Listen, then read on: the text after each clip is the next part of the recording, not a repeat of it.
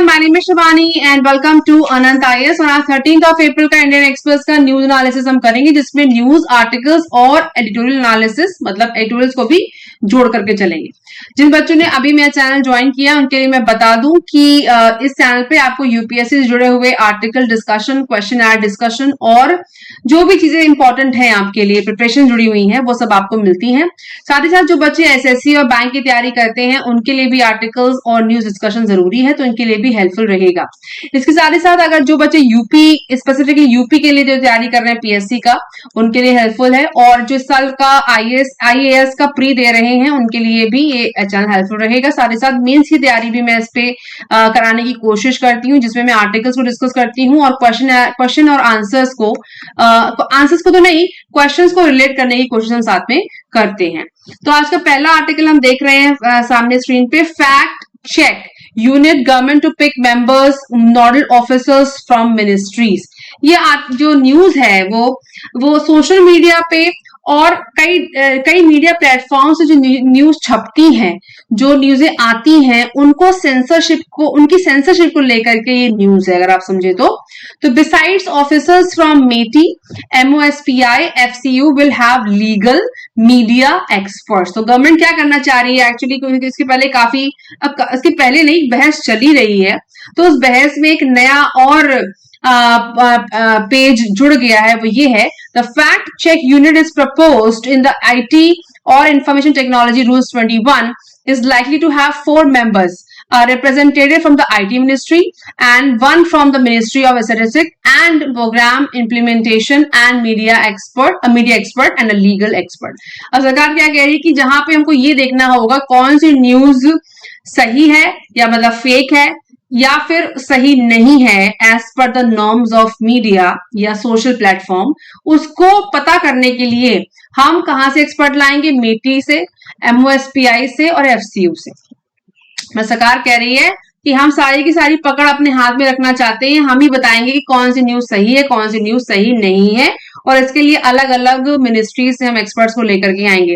वैसे भी बहुत बहस हो चुकी है इसके ऊपर कि भाई एक्सपर्ट कह रहे हैं इस तरीके से आप तो जीना मुश्किल कर देंगे, फ्रीडम ऑफ एक्सप्रेशन खत्म होता चला जाएगा, कि जहां पे भी आप जा रहे हैं कोई भी न्यूज मिल रही है जो आपके नॉर्म्स के हिसाब से नहीं है तो आप उसको उठा के जेल में डाल देंगे।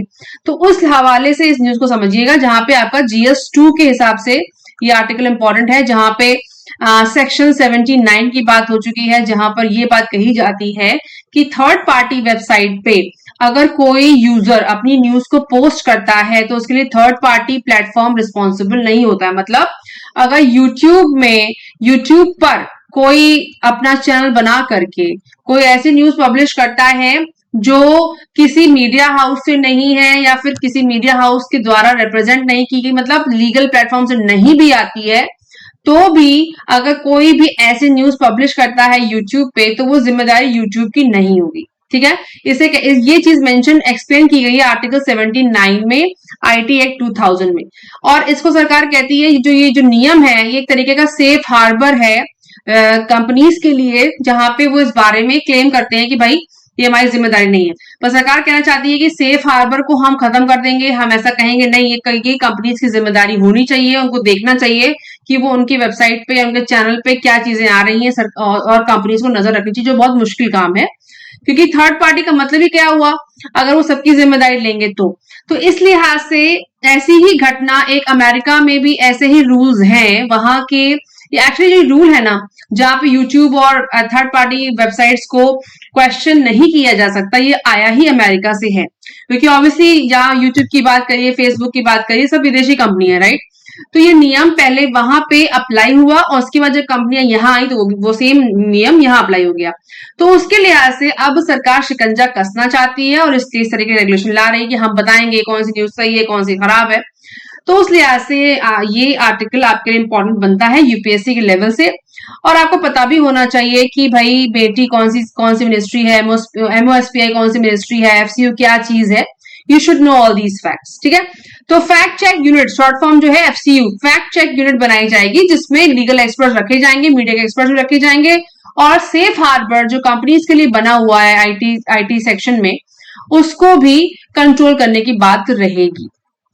अच्छा, आर्टिकल 79 क्या है? An intermediary shall not be liable for any third party information, data और कम्युनिकेशन लिंक मेड अवेलेबल और होस्टेड बाय हिम। इसी मैंने कहा कि किसी भी XYZ वेबसाइट पे अगर कोई यूजर कोई न्यूज पब्लिश करता है तो वो जिम्मेदारी उस होस्टिंग वेबसाइट की नहीं होगी। वो थर्ड पार्टी इंफॉर्मेशन जो छप रही है, जो वो पब्लिश कर रहा है, वो कंपनी की जिम्मेदारी नहीं होती। ये आर्टिकल 79 कहता है और लागू भी है। उसके ऊपर कितना सरकार कंट्रोल करती है, इसी के ऊपर ये आर्टिकल है, जिसको आप नजर रखिए, जिस GS2 के लिहाज से इंपॉर्टेंट बैठता है। अच्छा, नेक्स्ट आर्टिकल है, लिखा है श्रीराम पंचू साहब ने, लिखते हैं tale of two cases if the supreme court can ensure protection for the press, why not the opposition too. Senior advocate Panchu साहब ये कहना चाहते हैं कि जो आर्टिकल जो एक्ट है PMLA, prevention of money laundering act 2002, इसका मेन ध्येय ये था कि भाई किसी जो भी मनी लॉन्ड्रिंग में आता है, चाहे वो पॉलिटिशियन हो चाहे पॉलिटिशियन ना हो, उसको हम कंट्रोल कर सकें, उसके ऊपर नजर रख सकें और उसको मेन मुख्य धारा से हटा करके सरकारी धारा में या लॉ की धारा में लेकर के आए और उसको कंट्रोल किया जा सके। बट अब जो सरकार है PMLA की आड़ में या मनी लॉन्ड्रिंग एक्ट की आड़ में हर किसी नेता को, चाहे जो उनके सपोर्ट में नहीं भी है, उनके ऊपर शिकंजा कसती हुई दिख रही है, जो कि सही नहीं है। इसके लिए वो कहते हैं कि सुप्रीम कोर्ट को इसमें कुछ ना कुछ करना चाहिए। The supreme court dealt with 2 cases on April 4.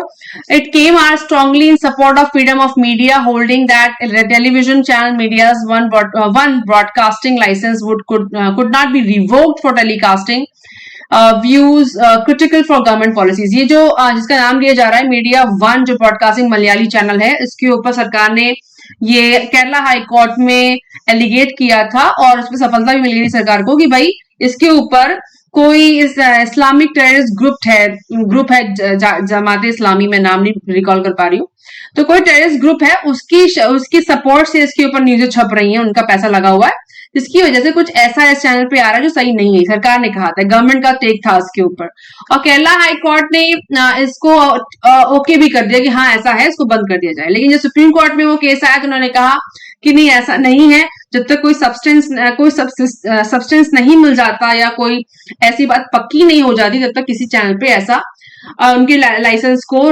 Revoke नहीं किया जा सकता। ठीक है, ये बात हुई थी सुप्रीम कोर्ट में, तो उसी का रेफरेंस लेके कहते हैं पुंचू साहब की भैया अगर ऐसा है तो सुप्रीम कोर्ट को आगे आना चाहिए। और जिस तरह ईडी का जो इन्फोर्समेंट डायरेक्टरेट CBI हो गया, और साथ ही साथ आपका आजकल जैसे आपने सुना ही होगा कि BBC पे भी सर्वे हुआ था इस बारे में कि भैया इनकी जो मनी लॉन्ड्रिंग या फिर इनके पास पैसा जो इलीगल है, तो उसके लिहाज से PMLA का दुरुपयोग हो रहा है एक तरीके से। इस पूरे आर्टिकल में ये बात वो कहना चाहते हैं। आपको जो इस आर्टिकल को समझना है वो किसी भी पार्टी के या BJP या कहना चाहिए कांग्रेस के लिहाज से नहीं, आपको सिर्फ GS2 के लिहाज से इसको समझना चाहिए कि आपके लिए क्या चीज इंपॉर्टेंट है। जिसमें PMLA को आपको पढ़ना है, साथ ही साथ इन्फोर्समेंट डायरेक्टरेट और CBI के जो स्ट्रक्चर है उसको समझना है। और अगर आपसे सवाल मेंस में बनता है जहां पे आपसे ये पूछा जाए कि भैया इस तरीके से फ्रीडम ऑफ एक्सप्रेशन पे, अगर फ्रीडम ऑफ एक्सप्रेशन पे रस्सी कसी जाएगी या फिर शिकंजा कसा जाएगा, तो कैसे हम ऐसी डेमोक्रेसी में रह सकते हैं जहां पे कुछ भी एक्सप्रेस करना एक एक्सट्रीमिस्ट ग्रुप होने के बराबर है। तो अगर आप इस बात को सपोर्ट करते हैं तो अपना तर्क लिखिए, नहीं करते तर्क लिखिए। तो इस तरह के सवाल बन सकते हैं, तो इस पे न्यूज रखिएगा। जैसे मैंने आपको कहा था कि पहली न्यूज क्या थी, जहां पे गवर्नमेंट METI और MOSPI से एक्सपर्ट ला रही है ये बताने के लिए कौन सी न्यूज सही है, कौन सी न्यूज गलत है, और सेफ हार्बर जो कहना चाह रही है सेक्शन 979 को, उसके ऊपर शिकंजा कस रही है। एक तो ये है, तो आपको GS2 के पर्पज से ये भी चीज बनती है, आर्टिकल कनेक्टेड है।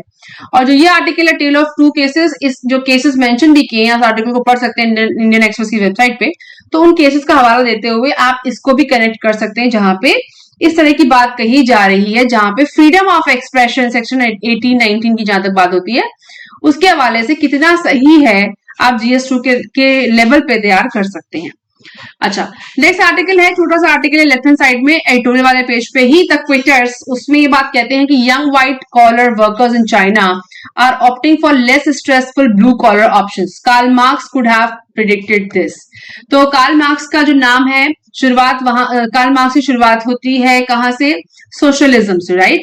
सोशलिज्म का मतलब हुआ जहां पे सबसे लोअर लेवल का भी की उम्मीदों को भी केटर किया जा सके, और जहां पे समाज के उन तबकों का भी केटर किया जा सके जो बहुत हाई क्लास पे नहीं जाते हैं यहाँ तक, या फिर वहां तक नहीं पहुंच पाते हैं।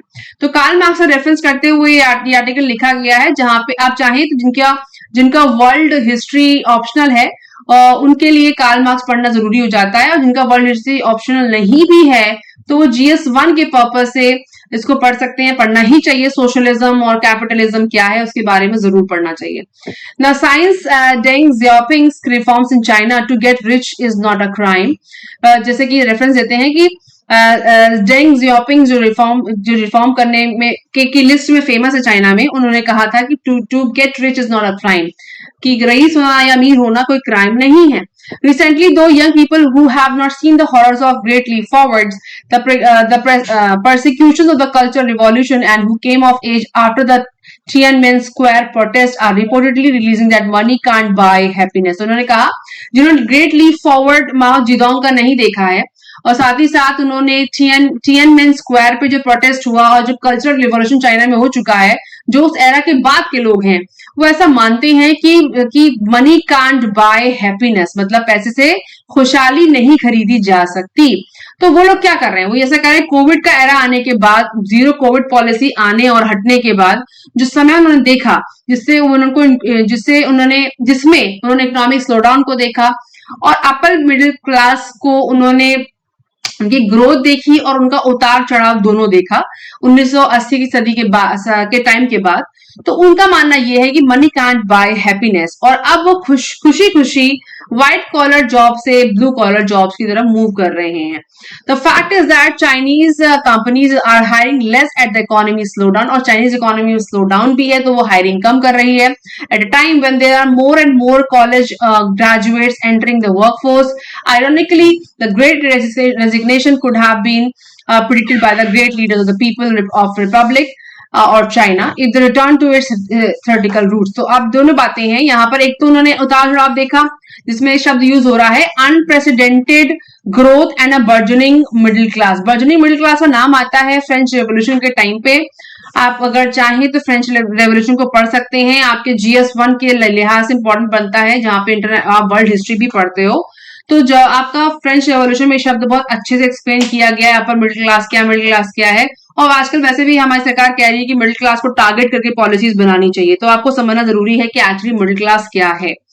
तो कहना चाह रहे हैं कि कार्ल मार्क्स की क्लासिकल थ्योरी के हिसाब से the workers is exploited regardless of colour of her collar, because that's how profit and power are maintained. Of course, for now it's just the ones with a good job are opting for a less hectic option. वो कहना चाहते हैं Karl Marx की theory के हिसाब से जो collar job है, कलर जॉब का मतलब व्हाइट कॉलर होता है अच्छी नौकरी, बढ़िया नौकरी, और ब्लू कॉलर होती है लो क्लास जॉब, राइट।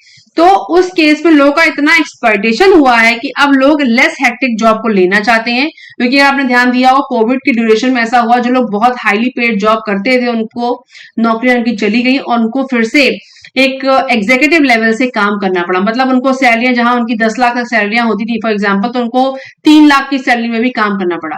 तो इसलिए व्हाइट कॉलर जॉब से वो ब्लू कॉलर की तरफ मूव कर रहे हैं, और कार्ल मार्क्स की क्लासिकल थ्योरी के हिसाब से जो ब्लू कॉलर जॉब है वो सबसे ज्यादा एक्सप्लॉइटेड जॉब होती है, और उसमें इंसान हमेशा ग्रोथ के लिए सोचता है। तो उनका मानना यह था कि हम ऐसा स्ट्रक्चर बना पाए समाज का जहां पे हर लेवल पे एक्चुअली लोगों को केटर किया जा सके।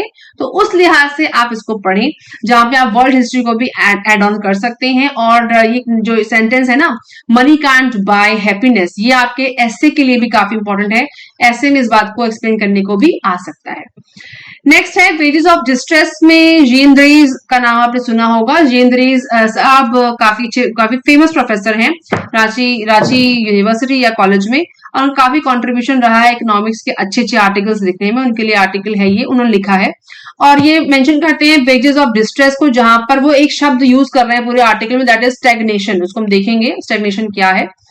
तो ये कहते हैं कि जो रियल वेजेस है ना 2014 से 15 के प्राइसेस में, उसमें एग्रीकल्चर लेबरर्स, कंस्ट्रक्शन वर्कर्स और नॉन एग्रीकल्चर लेबरर्स के इंडेक्स को बताते हैं वो, जहां 15 से लेकर के 22 तक के नंबर्स को उन्होंने स्टडी किया और एक बढ़िया सा आर्टिकल लिखा है, आप इसको जरूर पढ़ें।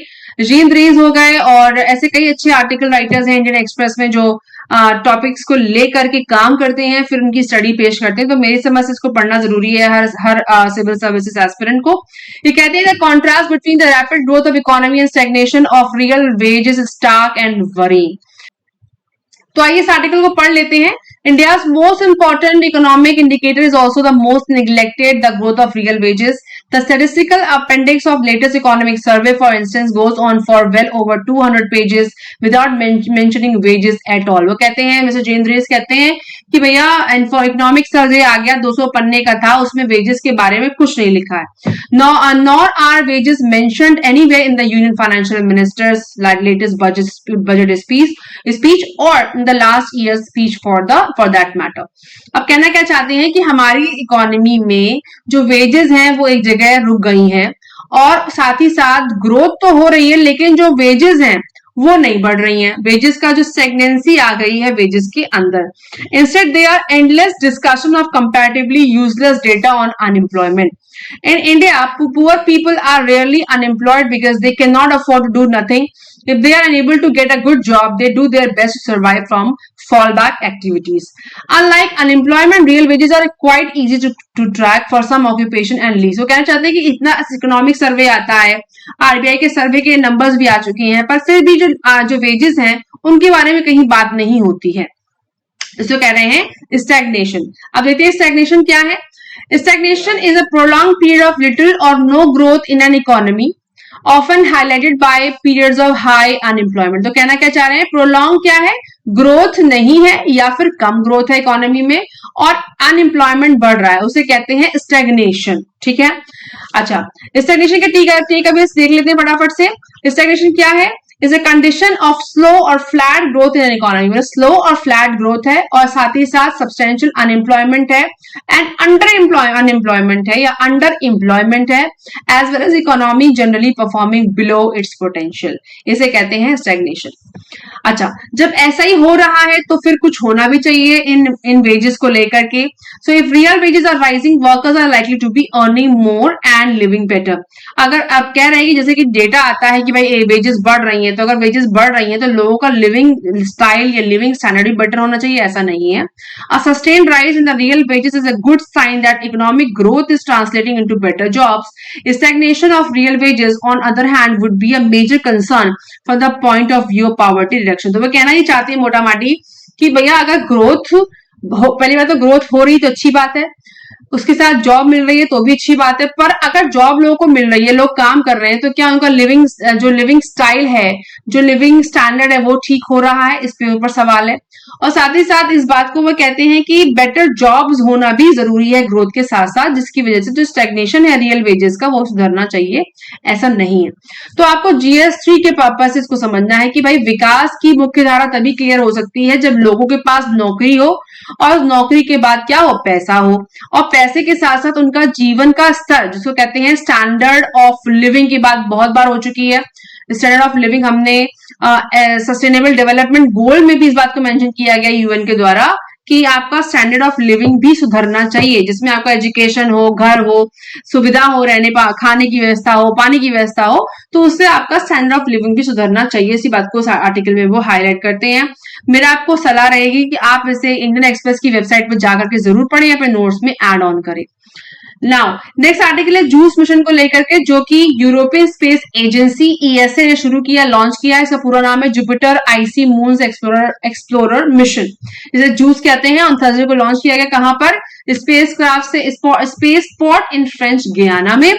JUICE is to reach Jupiter in 2031, where it will carry out a detailed exploration of the solar system largest planet and its icy moons। ठीक है, तो किसके ऊपर बात हो रही है, जुपिटर के ऊपर बात हो रही है इस मिशन के हवाले से, और carry out a detailed exploration of the solar system largest planet, और उसके जो आईसी मून्स है उनके ऊपर स्टडी करेगा।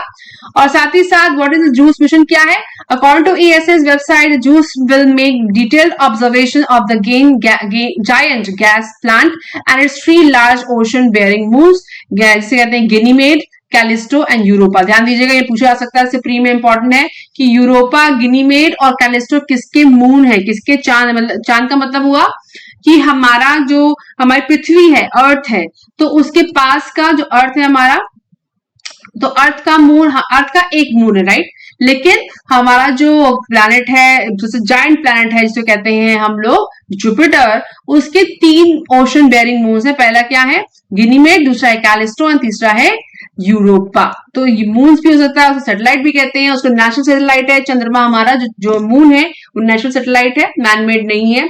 तो ये क्वेश्चन आपसे प्री पूछा जा सकता है, इसको पढ़िएगा जरूर। और उसकी पॉसिबिलिटीज क्या क्या है, क्या डिटेक्ट क्या करेगा।